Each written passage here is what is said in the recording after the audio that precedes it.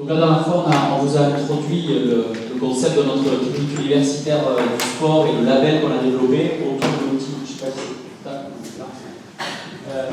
autour du principe du suivi patient. C'est-à-dire que donc, dans le service, pour ceux qui n'étaient pas là quelques fois, quelques rencontres, on suit tous nos patients de façon digitalisée. Ça a un petit peu changé notre vie et ceux de nos patients. On a lancé le label pour ceux qui ne savent pas ou qui se posent des questions, parce qu'on a eu pas mal de retours sur oui, mais qu'est-ce que ça veut dire exactement, qu'est-ce qu'on doit faire. Nous, on veut faire quelque chose de très fluide et de très simple. Le système qui est organisé en France, et il est certainement bien pour ça, on a l'idée qu'on ne veut pas envoyer des patients de façon spécifique vers des filières de soins. Bon, on le fait tous, on peut en penser ce qu'on veut. En tout cas, nous, l'idée de la CUS et de label CUS, c'est de favoriser ces liens-là, qui ne sont pas, coercitifs, qui ne sont pas uniques, qui sont pas, voilà, mais qui sont d'entretenir ce lien avec les gens qui font les mêmes choses que nous, qui pensent les mêmes choses que nous sur les pratiques et le suivi des patients. On va parler de genoux ce soir sur qu'est-ce que ce label a déjà fait, qu'est-ce que ce label est capable de produire. Pour ceux que ça intéresse, les critères ils sont assez simples. Le but c'est pas de refaire un examen d'entrée. Les gens qui savent ce qu'on fait, qui viennent avec nous en consultation au bloc et qui se mettent dans ce groupe-là. Le CHU de Toulouse, parce qu'encore une fois, c'est grâce au CHU qu'on a pu avoir ça, des financements nationaux pour justement vous payer des accès à cet outil. On va vous en faire la démonstration, et donc de faire partie de cet échange et que vous ayez les évaluations de nos patients, les profs de nos patients, et de nos patients, des vôtres et des nôtres. Voilà. Ça marche sur le genou ligamentaire, on va en parler ce soir, sur le genou prothétique, sur la hanche. Moi je suis à quelques jours près mon 2 millième patient, sur aussi l'épaule, le pied, on développe plein de protocoles. Donc voilà, c'est un petit peu ouvert, donc n'hésitez pas à nous contacter pour ça. Donc là, je vais modérer, mais tous ces gens vont très bien se modérer, ils sont nombreux. On va faire un retour d'expérience déjà avec le SPS, qui est un des centres de kinésithérapie et qui on travaille beaucoup, qui est proche de l'hôpital, qui voit beaucoup de nos patients en post-opératoire, qui fait partie du label et qui sont les premiers à avoir exploré un petit peu cet outil. Qui va parler du coup? C'est toi. Donc je vous laisse la parole et on échangera ensuite à chaque fois à la fin de chaque talk. Okay. Je vais commencer par me présenter. Donc, je suis Kevin Lacaze. Donc, il y a aussi Maxime Auriac. Donc, on est deux kinés de l'équipe SPS. On remplace juste Benoît ce soir qui s'excuse et qui a eu un empêchement. Et donc aussi Romain qui est un patient qu'on suit actuellement en rééducation au cabinet.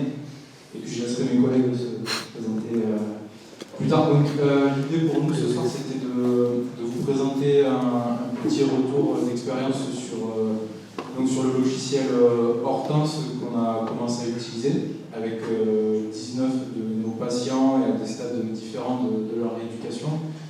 Donc je vais vous présenter là, les premières diapositives. Donc il y a deux courbes qui sont affichées. C'est en gros le pourcentage de réponse des patients ici à la flexion à 80 degrés du genou après une plastie. Donc en noir c'est au niveau national et en rouge c'est au niveau de la région ce qu'on arrive à faire entre guillemets. Donc ici on a sur nos patients par exemple à J7, J14 et J21 une flexion de genou qui est un peu au-dessus de ce qui se fait au niveau national, en tout cas ce qui est rentré dans les questionnaires par les patients sur le logiciel Hortense. Donc ensuite, la même chose mais sur le suivi de l'œdème du genou après le croisé. Donc là-dessus on n'a pas autant de données qu'au niveau national parce que sur les protocoles de questions que Étienne a mis en place avec les patients, les questions ne revenaient pas, je crois, à chaque fois sur les mêmes délais. Il me semble que ça c'est en train d'être revu, donc on aura ces points aussi un petit peu plus tard. Donc voilà, globalement, ce que vous voyez à l'écran, c'est que à J0 au niveau de l'œdème, on est au même niveau qu'au national et qu'après sur le maintien du genou dégonflé, ça se passe un petit peu mieux. Voilà, pour la douleur moyenne, après le croisé, donc on suit la tendance nationale, on a un petit peu moins de données aussi. La même chose pour la douleur moyenne au repos après l'opération. Ensuite, donc, sur la reprise du vélo, donc voilà, pareil, on a un petit peu des résultats au-dessus de la moyenne nationale. C'était surtout toutes les diapositives pour vous montrer qu'en fait, avec le logiciel, on a vraiment un suivi de toutes ces données, nous au quotidien en séance avec les patients, puisque eux ils remplissent eux-mêmes leur questionnaire, et nous ça nous permet vraiment d'avoir un suivi séance par séance sur est-ce qu'en gros il y a un problème au niveau de l'œdème, un problème au niveau de la flexion, est-ce qu'eux ils peuvent voir s'ils sont dans les mêmes délais au niveau national pour la reprise par exemple du vélo.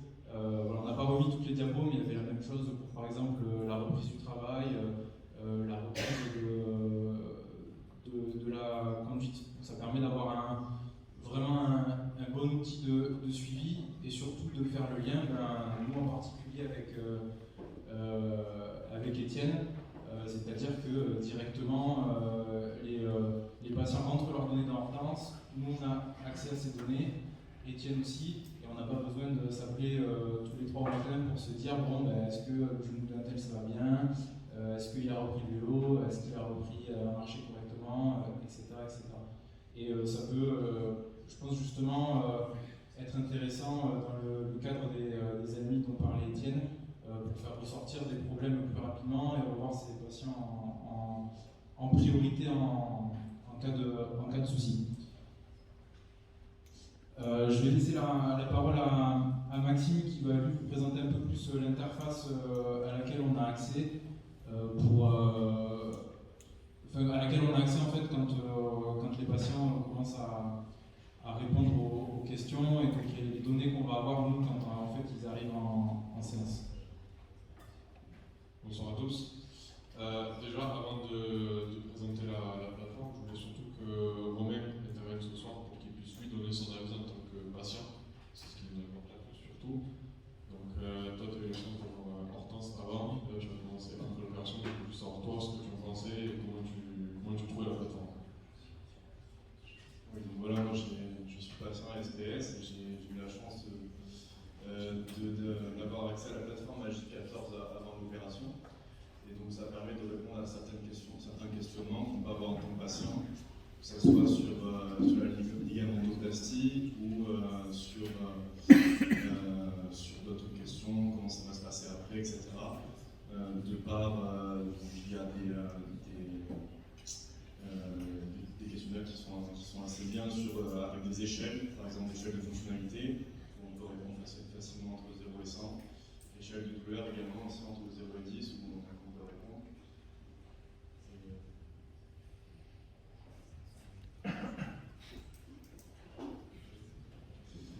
Et du coup, c'est vrai que sur l'anesthésie, je me posais par exemple quelques questions, elles ont été toutes, ça m'a permis d'y répondre grâce à l'application. Donc à mon niveau, je suis qu'à J9, c'est vrai qu'il y a beaucoup d'autres questionnaires que je n'ai pas encore fait, mais les premiers questionnaires permettent de rassurer le patient et d'avoir un suivi aussi par rapport au chirurgien qu'on ne voit pas souvent. Surtout moi. Comme le kiné, on le voit assez souvent, on le voit tous les jours, on est assez proche. Mais le chirurgien peut aussi avoir du coup un œil sur notre suivi et c'est rassurant. Merci. On va essayer de le faire marcher. On y avait tout à l'heure, avant qu'Étienne touche ça.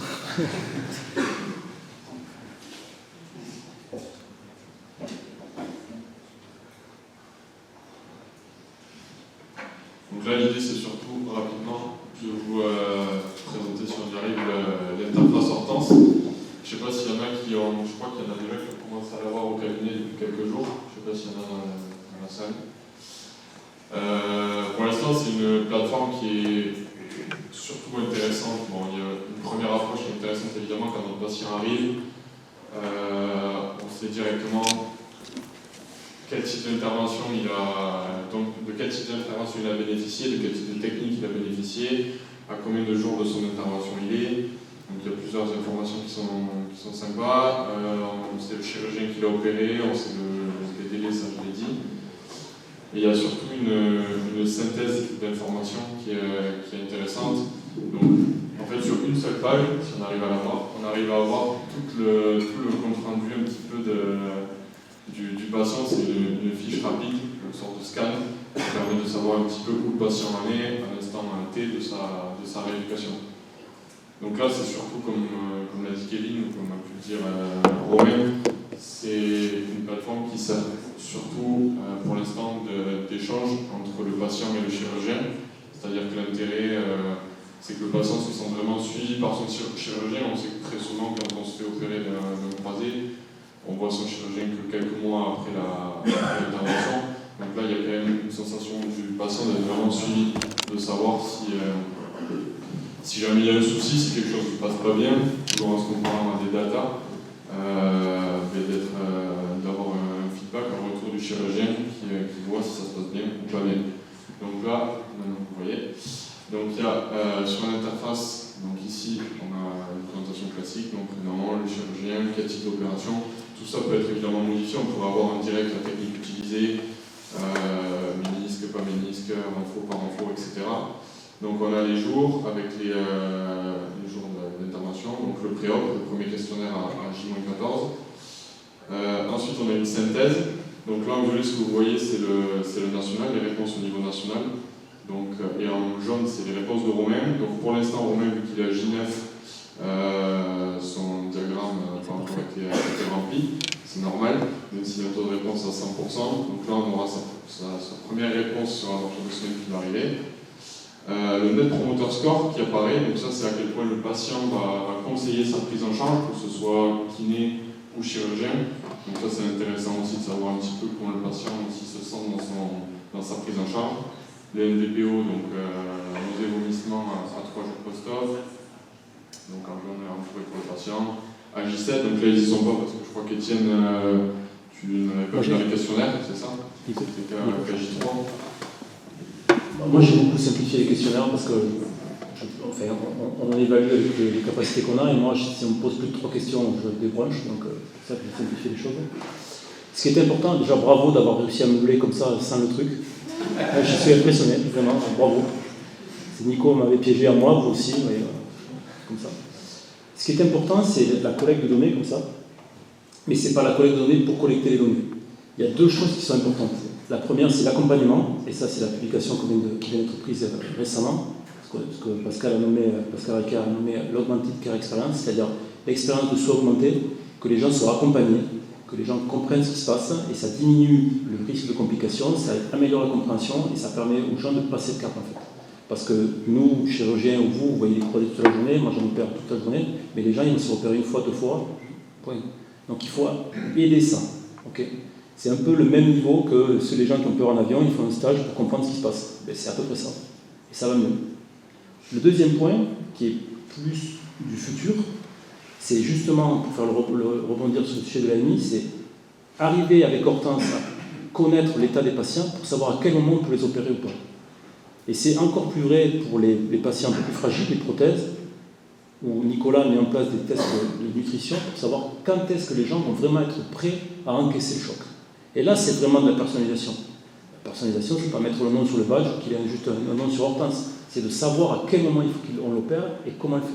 Et le dernier point qui dépasse un peu notre cadre ici, c'est de savoir à quel moment ou quelle thérapeutique est mieux pour la population d'ordre général. Okay.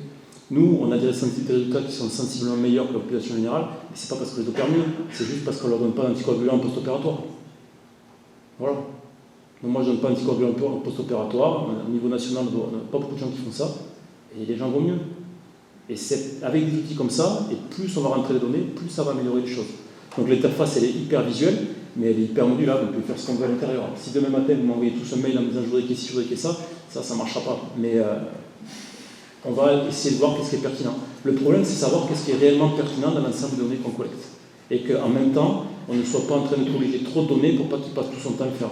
Parce qu'il est à J7 ou J9 de l'intervention, Mais quand on sera dans 6 ou 8 mois, le questionnaire Hortense avec 50 questions, pas le temps. Voilà, et là c'est intéressant aussi dans le sens où il y a l'échange patient-chirurgien, là où ça, on espère, ça sera intéressant pour nous kinésithérapeutes. Là pour l'instant il y a beaucoup de choses, c'est mon opinion, il y a beaucoup de choses qui sont tirées d'Hortense, qu'on peut très bien nous récolter sur table avec nos patients quand on fait les soins. Donc savoir s'il a mal, dire s'il a mal des oralistes, des choses que nous on peut récolter. Hortense c'est bien parce qu'Hortense va amener de la donnée, de la data, mais c'est des choses que nous on peut apporter là où ce sera intéressant aussi, et surtout pour nous kinés, c'est si jamais sur des rééducations type ligament croisé, on arrive à amener nos protocoles d'exercice sur la plateforme et où le patient, lui, donne son état, son avis sur les exercices, dans le sens où, par exemple, ça nous parle de split squat, comment il va quantifier la qualité de son split squat, et ça peut être la douleur par exemple, et comment ça évolue dans le temps. Et ça peut nous donner des notions un peu pour quantifier le stress mécanique, pour amener une modification. Quand on voit que le patient est vraiment bien sur une séquence d'exercices, on peut proposer des exercices un peu plus compliqués. Donc ça c'est quelque chose qui peut être vraiment utile pour nous en tant que kiné, toujours dans un intérêt d'autonomiser un maximum son patient sur la rééducation, et pour lui permettre de vraiment avoir une évolution quantitative sur sa rééducation. Ok, merci. On va faire continuer le tour de table. Après, on va parler de sujets plus spécifiques, mais j'aimerais que déjà vous présentiez tous et déjà donner votre sentiment sur cette digitalisation qui est en cours. Nous, on a utilisé Hortense parce qu'on travaille avec DigiCare qui sont des Toulousains, je vous en ai parlé la dernière fois, et voilà, on a développé plein de trucs. La solution digitale, elle peut être autre.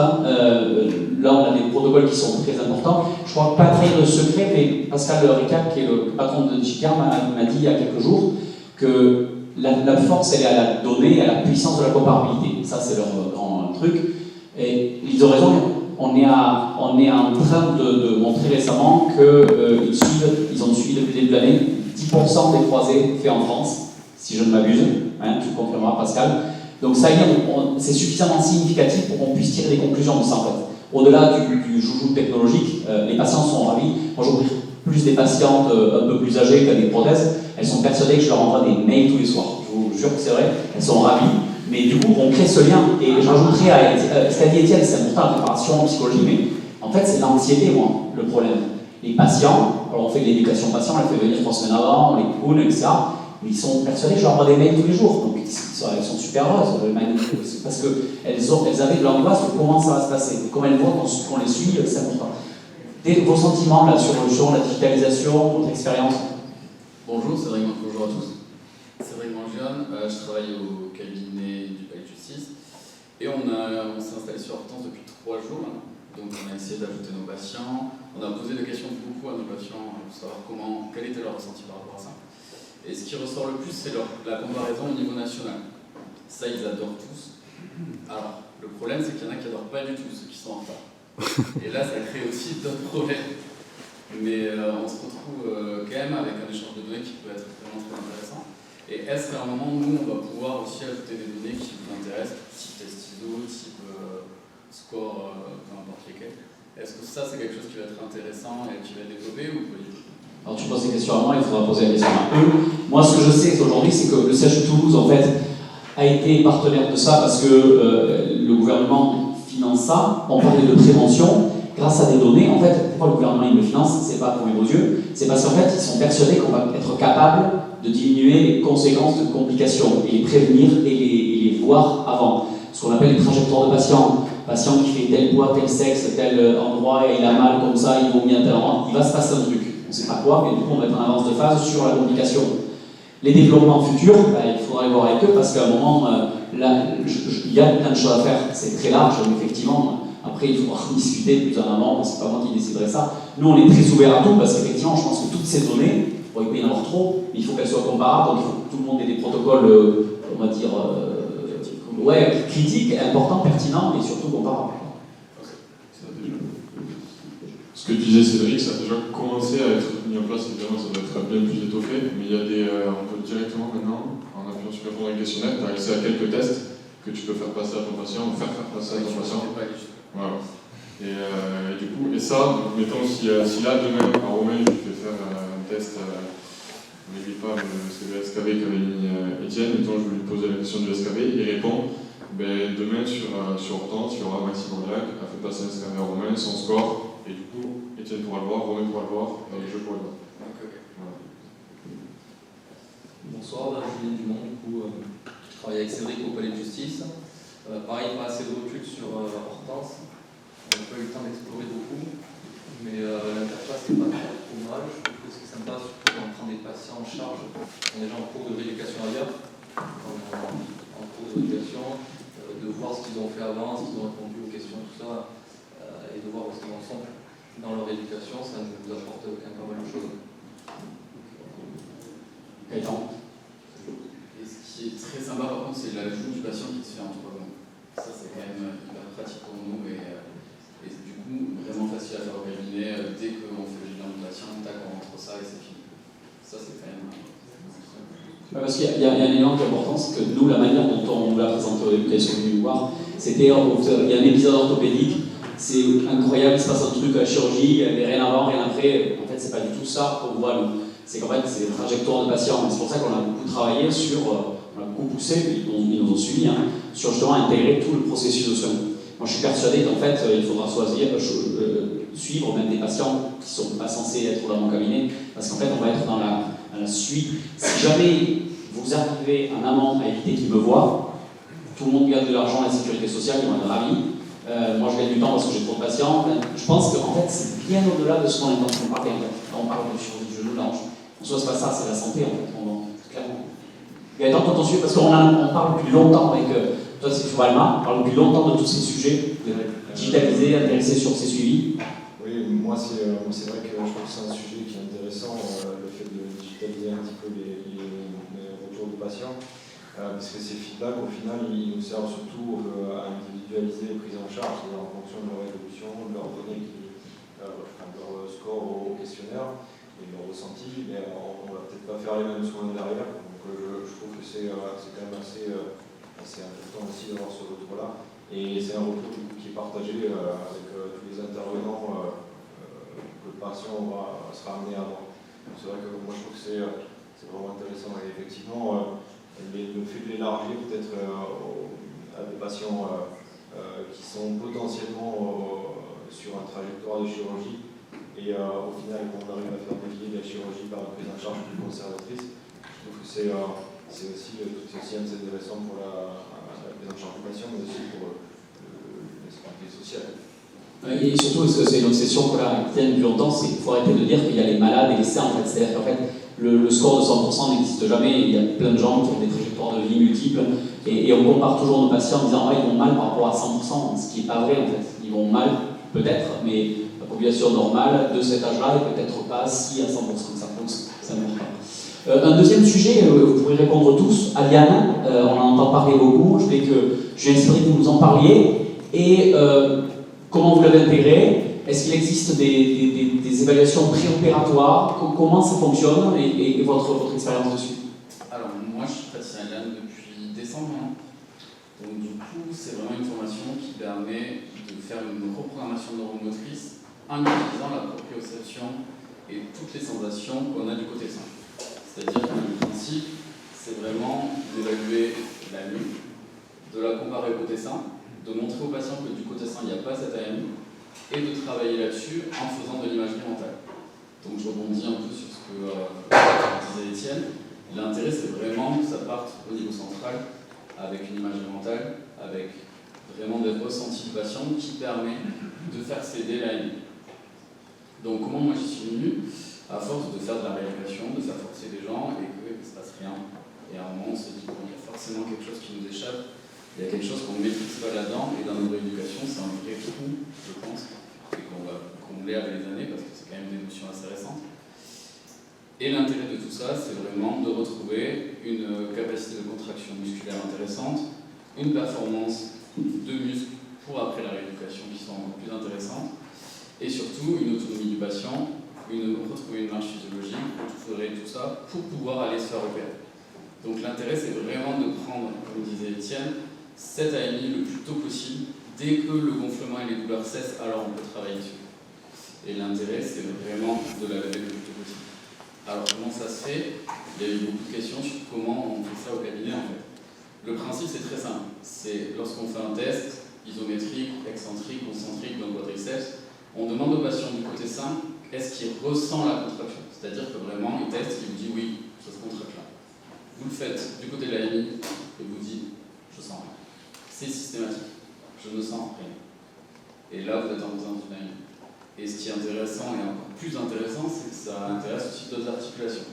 On trouve ça vraiment sur beaucoup de pathologies. Je pense qu'on est vraiment au début de ça. Et ça va intéresser vraiment plein d'autres pathologies et d'autres articulations. Après, comment on teste les ischios, c'est, comme disait Étienne, c'est plutôt de la palpation. C'est-à-dire que vraiment, les gens, vous les mettez sur le ventre, vous palpez le côté sain au niveau ischio, le patient vous dit, c'est mou, c'est relâché, tout va bien, indolore. Faites ça de l'autre côté, vous dites, ah, c'est vraiment très dur, c'est vraiment pas du tout la même densité. Donc c'est tendu. Et donc on utilise tous ces ressentis du patient. Ses ressentis à lui, ses mots à lui, on le filme, on filme comment il marche, on lui montre en lui disant, tiens, tu vois la différence. En fait, le principe, c'est d'avoir un maximum d'afférence possible. Une fois qu'on a collecté toutes ces infos là avec le patient, alors on crée une imagerie mentale à partir de ça. Vraiment, le patient, on lui demande de penser, là tu as imaginé que tu contractes, et tu y mets les sensations qu'on a senties côté ça. Et de manière générale, on a des super résultats grâce à ça. C'est des séances un peu fastidieuses, ça prend beaucoup de temps, mais vraiment, on a ressenti des gens vraiment très bons.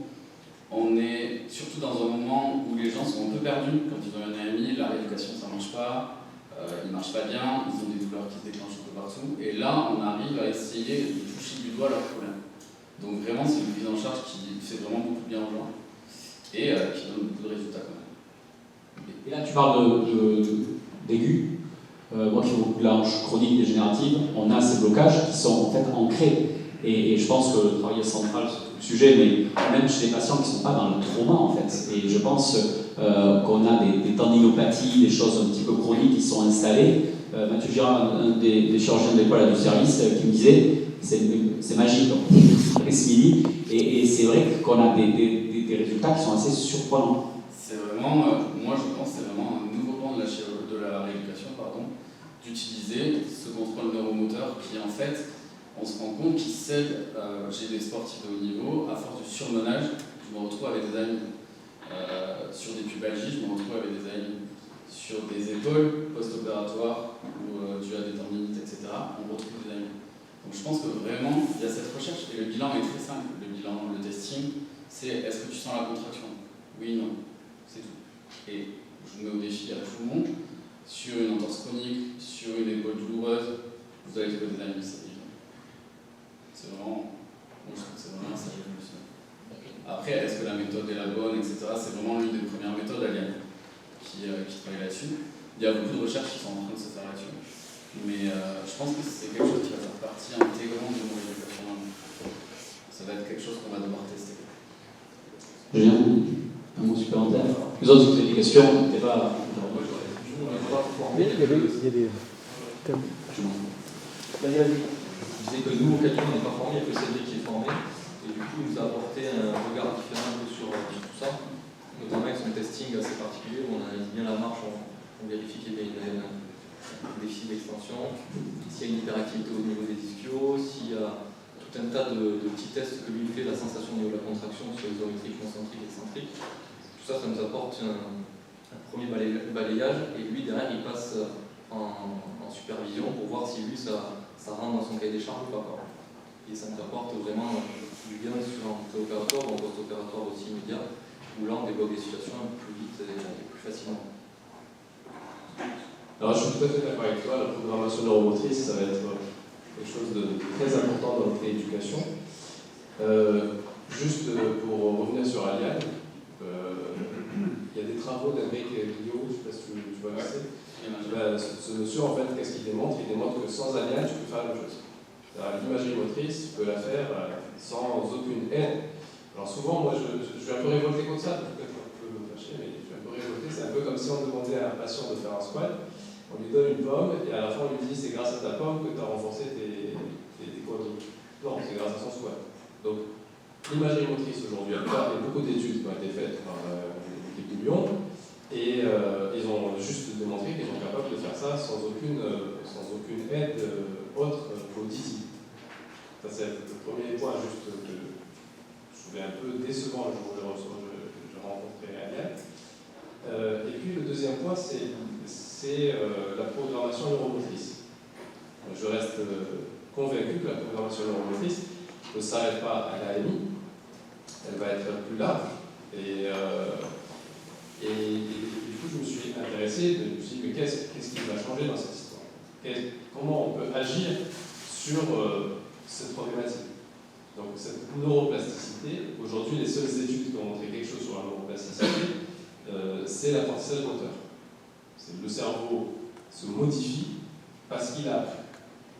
Et sans apprentissage, on n'arrive pas à changer quelque chose. Donc, ce qu'on va apporter dans cette je ne sens pas, et en plus, à cela, il est capable de transférer ses compétences à d'autres systèmes visuels, on l'a vu sur les croisés, on le voit sur d'autres pathologies, avec d'autres compensations.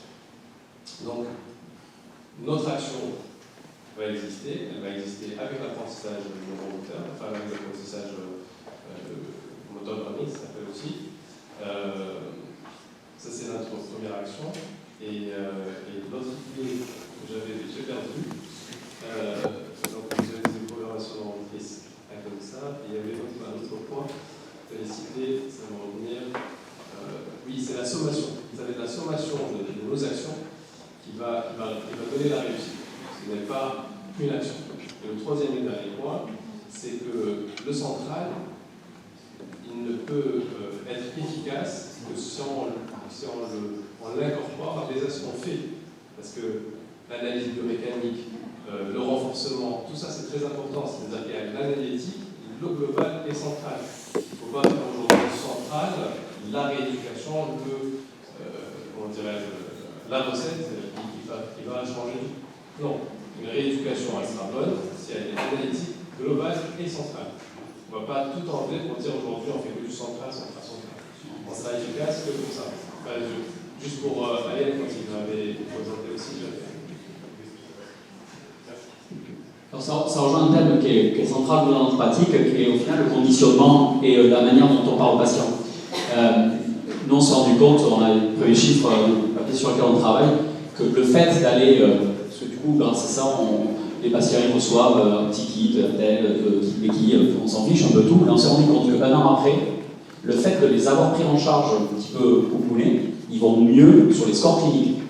Alors, moi j'aurais passé juste d'évoluer sur une question supplémentaire d'Aliane, on pourra revenir sur Aliane. Du coup, Gaëtan, ton avis, quels sont les critères? Parce que là on parlait justement, c'est hyper intéressant comme remarque, parce qu'effectivement il n'y a pas qu'Aliane, et le but c'est pas de dire qu'il y a qu'Aliane, c'est de dire qu'il y a plein de choses, bien sûr. Et donc cette prise en charge psychologique, ce cocooning, cette reprise de sport, cette reprise... Quand c'est au final qu'on détermine que le patient est apte à reprendre le sport, quand c'est quoi les critères du coup objectifs, ou peut-être même plus important certainement, et on s'y en approche subjectif, pour dire que le patient est apte à reprendre le sport? C'est une question qui est assez complexe au final, puisque à l'heure actuelle, on manque clairement d'évidence et de consensus pour dire quel test, quel critère permet d'éviter une récidive pour le patient. Et on sait que si un patient réussit un test, malgré tout, il reste à risque de quand même avoir des récidives derrière. Et pourquoi on a des données comme ça d'à peu près de moitié des patients qui peuvent récidiver? Et peut-être que simplement, en fait, ces tests-là ne sont pas représentatifs en fait, de ce qui se passe dans la réalité. Donc, si vous faites un hop test, la seule donnée que ça va vous récolter, il fait aussi bien sur le test du côté par rapport à l'autre, mais ce n'est pas représentatif de ce qui va se passer dans son activité.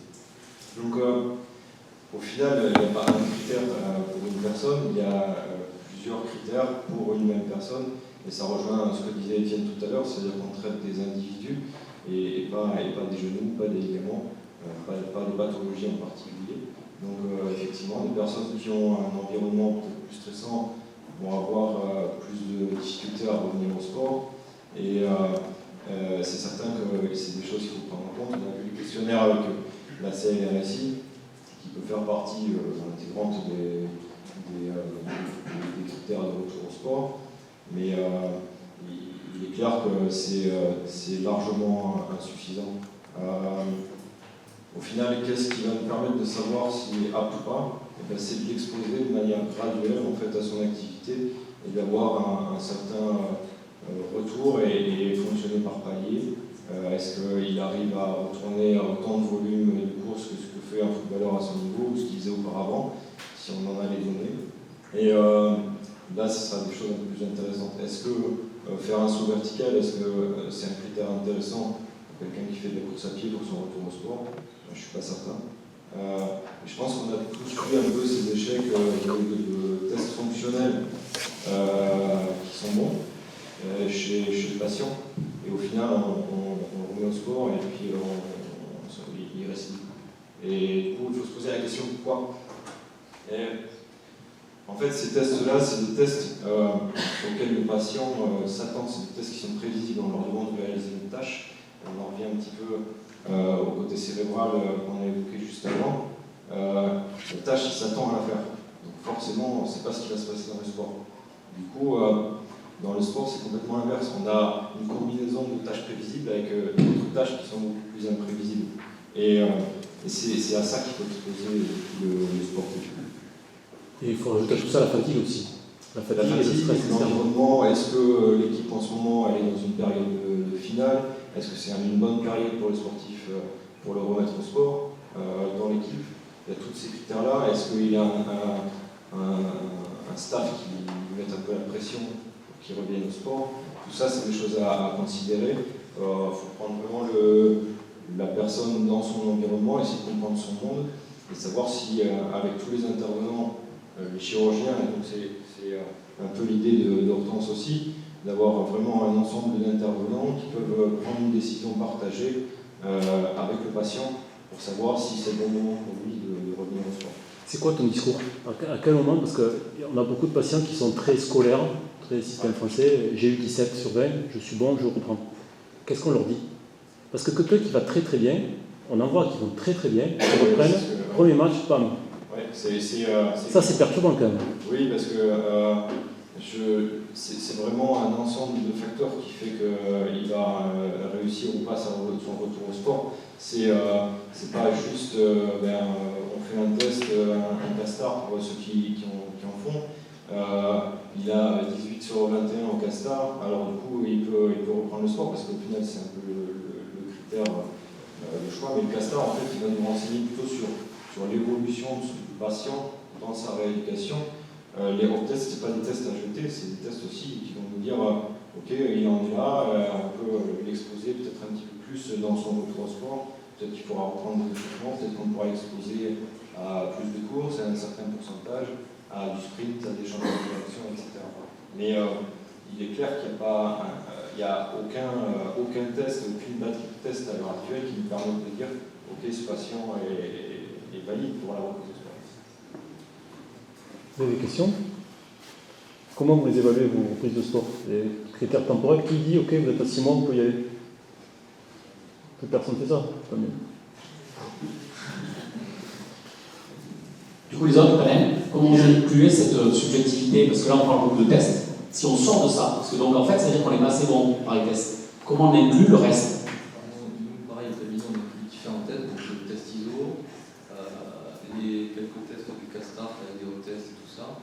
On évalue aussi l'aptitude, la qualité du mouvement aussi, parce qu'on a la chance de voir les patients régulièrement au cabinet, de voir sur certains exercices comment ils se comportent, gérer les compensations, et une fois qu'on a effacé toutes ces compensations, là on peut commencer à se retourner vers le prépa physique ou vers le retour terrain pour travailler là-dessus. En gros, c'est une globalité entre tout ça et comment d'abord aussi avec le patient, une certaine ressenti aussi.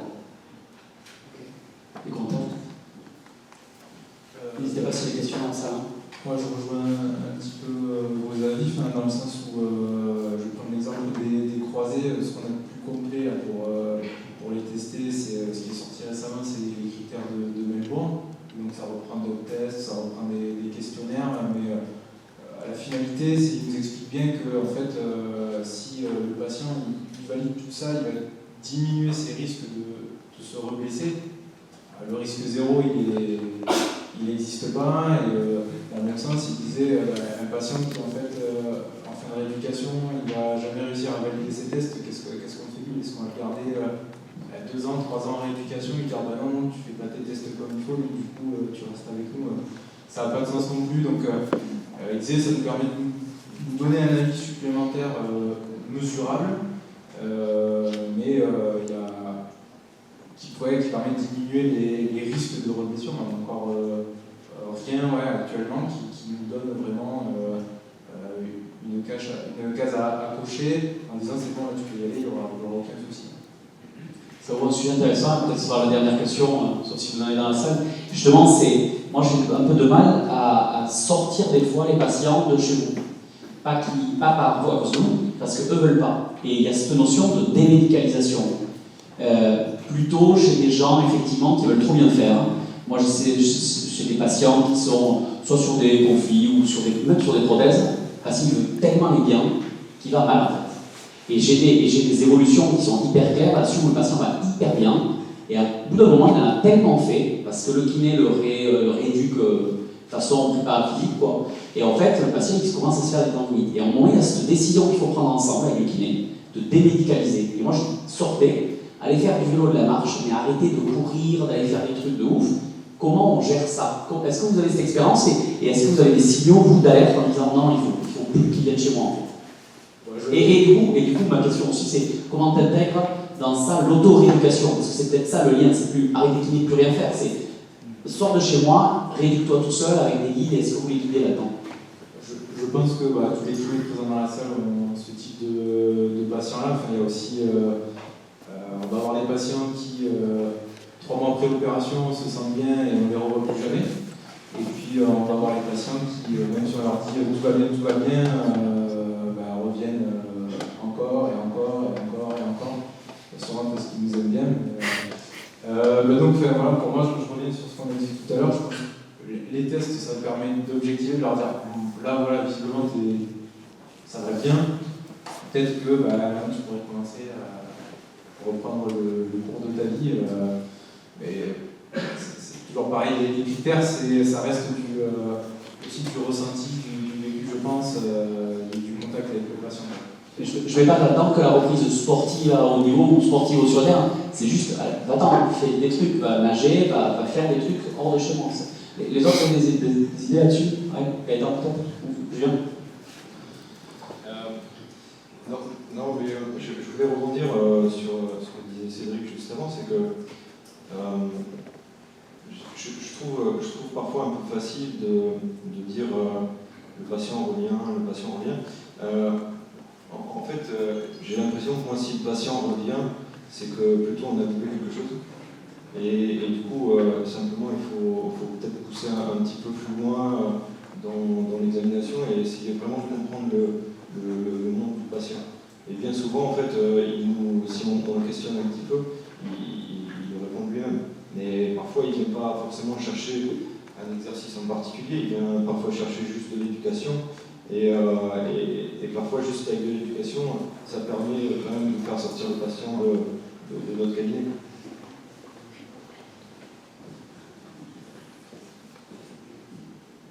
Moi, je pense que ça marche dans le même sens que toi, Gaëtan, mais je pense qu'on est avant tout les premiers responsables qui fait qu'ils veulent rester chez nous, quoi. Enfin, je pense que c'est à nous de les rendre plus autonomes rapidement. Enfin, je pense que tous ici, on a cette tendance-là, et après, sinon, le plus simple, c'est de leur présenter une facture aussi, pour qu'ils partent plus vite. Mais non, enfin, voilà, pour rester plus sérieux, je pense que c'est à nous de les rendre. Enfin, je pense que nous, on a tendance à vraiment plus pousser les gens à faire les choses à côté. Et finalement, je trouve que le confinement, c'est un bon exemple parce que moi, je me souviens d'un de tes patients, Étienne, que j'ai vu à J+1 juste avant le confinement. Et il a fait ça, du coup, le début de la rééducation tout seul. Et franchement, il allait aussi bien que si je l'avais fait, je pense. Pendant du coup 2 mois, combien on est resté en confinement, 2 mois et demi, et il s'en est peut-être mieux tiré que s'il avait été avec moi. Je pense. Ça pose aussi la question du coût du remboursement, et si vous faites travailler un patient chez lui, vous n'êtes pas payé. Et ça pose toute la question dans le système de prévention, etc. Il y a des études très troublantes sur les prothèses de genoux, sur les prothèses de hanches, qui disent restez chez vous, vous irez mieux que si vous allez en centre. Ça, on commence à être un peu tous d'accord. Par contre, même si vous allez chez le kiné avec des études, alors ça, il y a peu de trucs, mais avec des études de bon niveau, qui montrent qu'ils ont parfois des meilleures flexions de genoux. Pour le coup, ça paraît fou. Et on a un peu du mal à évaluer ça. Moi, je pense que vous êtes nécessaire toujours, même dans les prothèses de hanches qui vont bien simples, parce que espèce de guide, de skeleton, de coach, quoi, de toute façon. Mais j'ai l'impression qu'il y a une histoire générationnelle aussi, peut-être que les nouvelles générations est dans ça, dans l'auto-rééducation, peut-être que c'est une évolution récente. On vous l'apprend ça dans les écoles de kiné, ou c'est des nouvelles choses qui se transmettent un petit peu dans la communauté ou...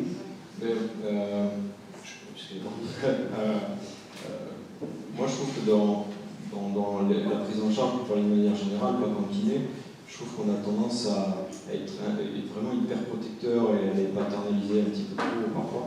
Et ça va donc dans ce que tu dis, Nicolas, c'est que en fait, les clés, bien souvent, ils les ont eux, et on a juste à les mettre sur les rails, et puis ça se passe aussi.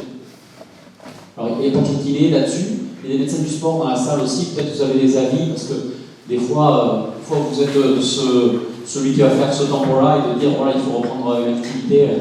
De questions là.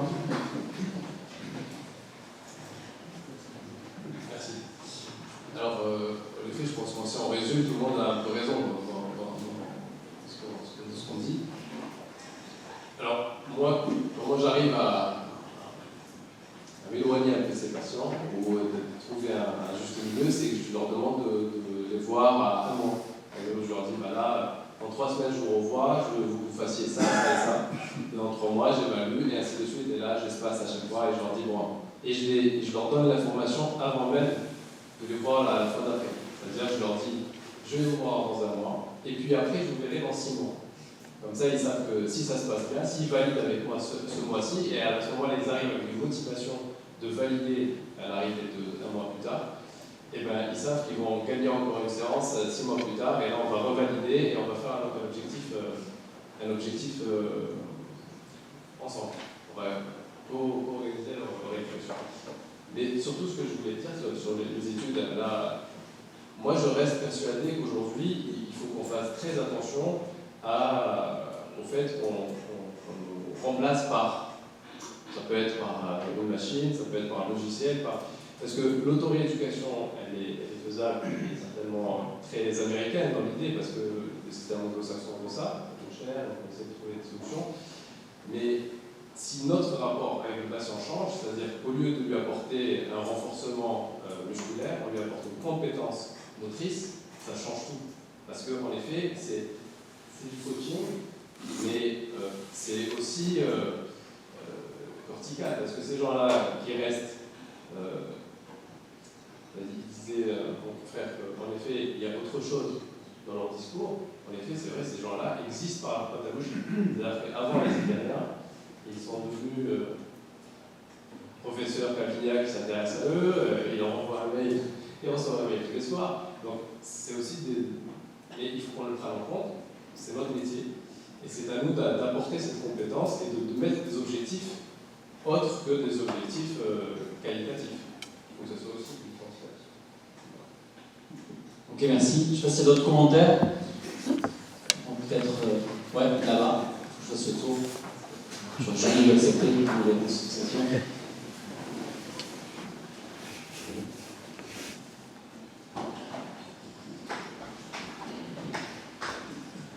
Ouais, du coup, c'est surtout pour rebondir par rapport à tout ce qu'on a dit. Moi, je suis d'accord avec tout le monde. Comme tu as dit, Nico, en fait, quand tu dis, ouais, j'ai des patients, alors ils viennent pour une prothèse, et puis après ils repartent, ils viennent chez vous, et puis au final, ils ont une tendinopathie, c'est un peu bizarre, etc. Le truc, c'est que, comme on disait, on rentre vraiment dans un traitement très actif sur nos patients actuellement. Donc, on va leur rééduquer la prothèse, et là, on arrive dans un stade où, comme disait Mathieu, c'est nous qui sommes responsables de ça, on dit, ben, on va faire en sorte qu'ils soient encore mieux qu'avant sa pathologie. Et du coup, là, on arrive dans notre contexte de prévention, on arrive en préalable. C'est là que je pose la question, parce que la Sécu doit rembourser, ça est intéressant. Mais je pense qu'on a quand même ce rôle à faire, c'est-à-dire que si mon patient vient pour une prothèse de hanche et qui finit avec une tendinopathie du moyen fessier, il n'a pas à repartir. C'est à moi de me remettre en question par rapport à mon traitement, pourquoi il a une tendinopathie.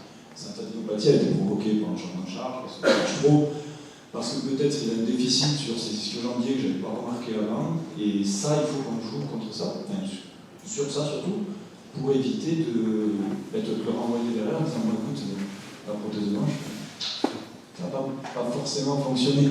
Et donc je pense que nous, c'est vraiment ce rôle-là qui est intéressant. Et de par tous ces tests auxquels on a parlé tout à l'heure, et moi je pense que vraiment Hortense va nous aider dans ça, à vraiment collecter la donnée et utiliser tous ces tests, que ce soit les hot tests. Je pense aussi que tous les questionnaires au niveau psychologique sont hyper intéressants sur les patients anxieux, etc. Et tout ça va nous aider à sortir de ce passage-là où on est entre le kiné, prépa, préa, on ne sait plus trop où on en est. Les kinés ont tendance beaucoup à se former maintenant, ce qui a changé par rapport à avant. Tant mieux, on va dire. Et du coup, à nous de travailler sur ça pour améliorer cette prise en charge et cette fin de prise en charge. Parce que bien sûr, on passe des bons moments avec les patients, on se marre et tout, ok. C'est que pas forcément là pour payer ce moment-là. Mais on voit quelqu'un qui vient avec un croisé et il me ressort avec une tendinopathie d'Achille, non, on ne part pas.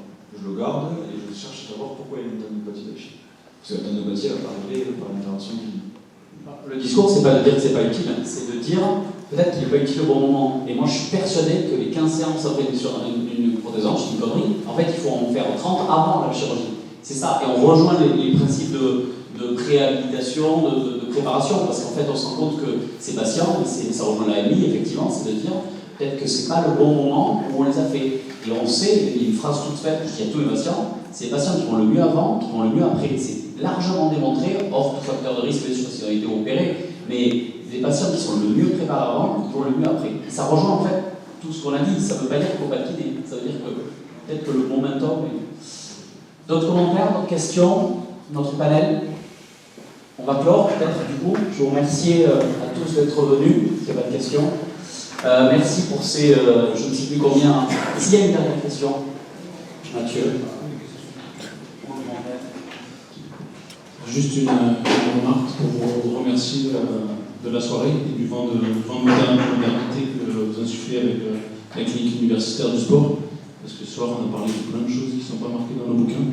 On a vu qu'une articulation traumatisée, elle était pleine d'inhibitions motrices. Alors, on ne savait pas trop. On a vu qu'un patient acteur de sa santé et qui va avoir un suivi digitalisé, il va aller peut-être mieux que les autres.